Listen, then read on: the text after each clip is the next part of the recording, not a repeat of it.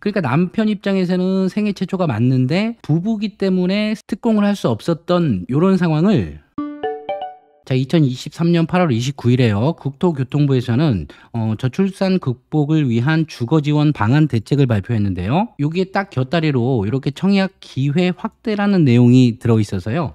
총 4가지 상황인데요. 우리 구독자 여러분들께서 이걸 꼭 알아두셔야겠더라고요. 그래서 이 4가지 상황이랑 더불어서 출산 가구의 주택 공급을 지원해 주겠다는 내용이 있었고, 금융 지원도 강화하겠다는 내용이 있었거든요. 그리고 간단하게 한번 알아볼게요.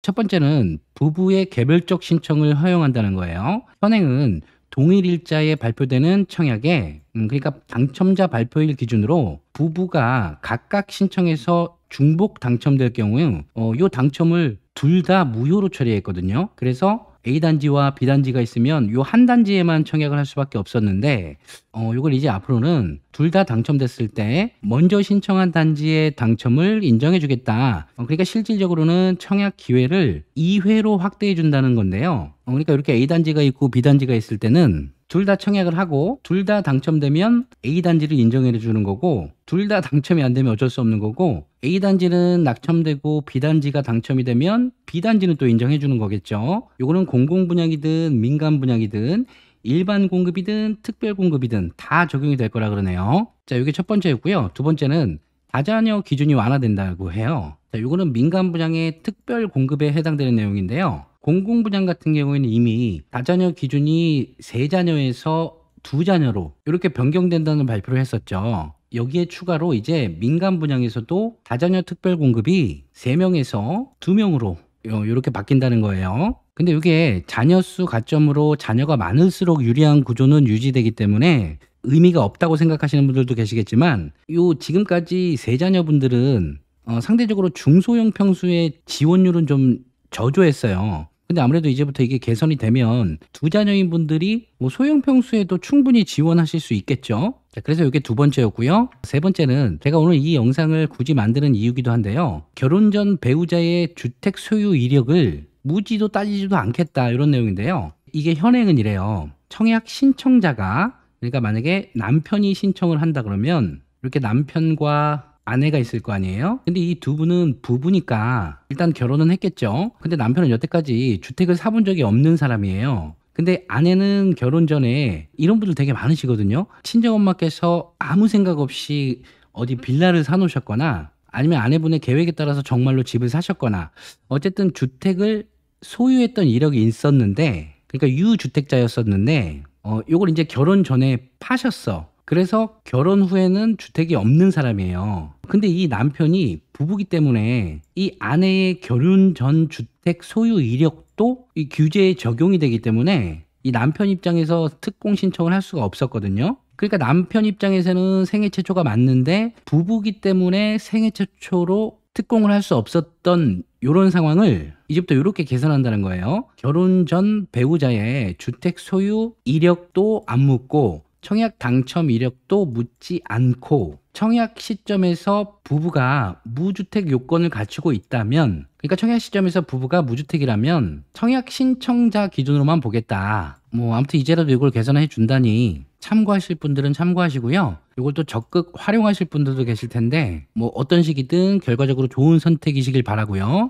자, 마지막으로 네 번째는 배우자 청약통장 가입 기간을 합산해 준다는 내용. 요거는 제가 청약통장에 대해서 바뀌는 부분을 설명드리면서 말씀드렸었죠. 현행은 청약할 때 신청자 본인의 청약통장 가입 기간만 산정을 하는데, 앞으로는 본인뿐만 아니라 배우자의 청약통장 가입 기간도 합산해 주는데, 그냥 다 합산해 주는 건 아니고요. 배우자 가입 기간의 50% 최대 3점만 합산해 준다. 요거는 민간 분양의 일반 공급 가점제에 해당되는 내용이에요. 더 자세히 알고 싶은 분들은 요 영상 한번 참고해 보시고요. 자, 그래서 요 4가지 상황을 정리해 보면 이렇게 되고요. 설명드렸으니까 한번 읽어보시면 다 아실 겁니다.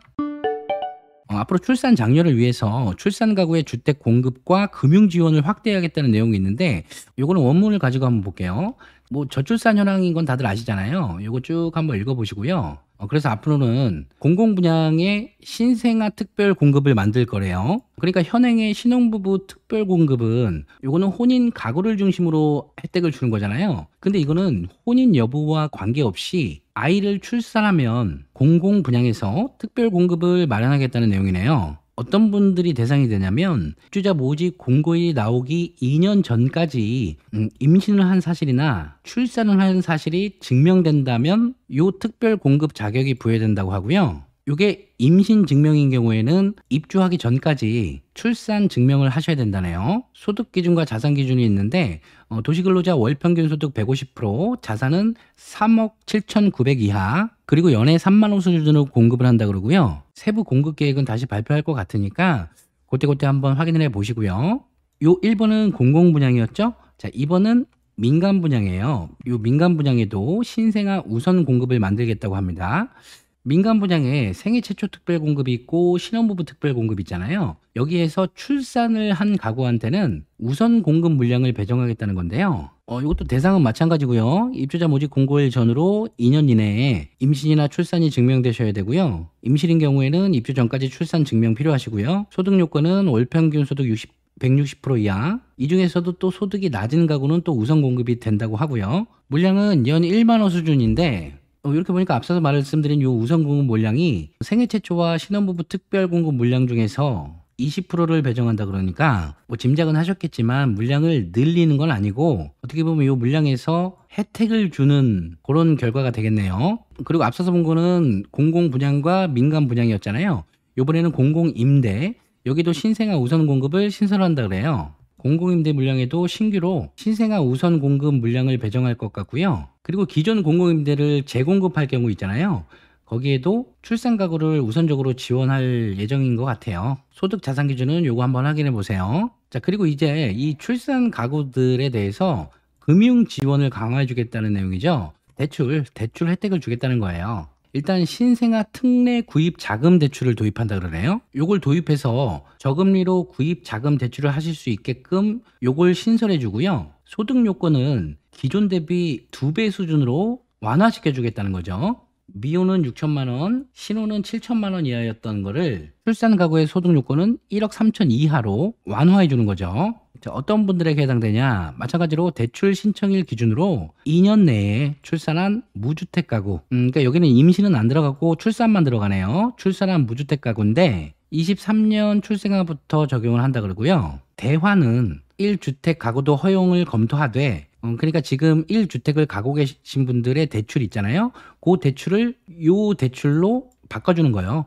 요 분들도 검토는 할 건데 세부적인 건 좀 지나봐야 안다. 소득은 1억 3천 이하인 가구를 지원을 하고요.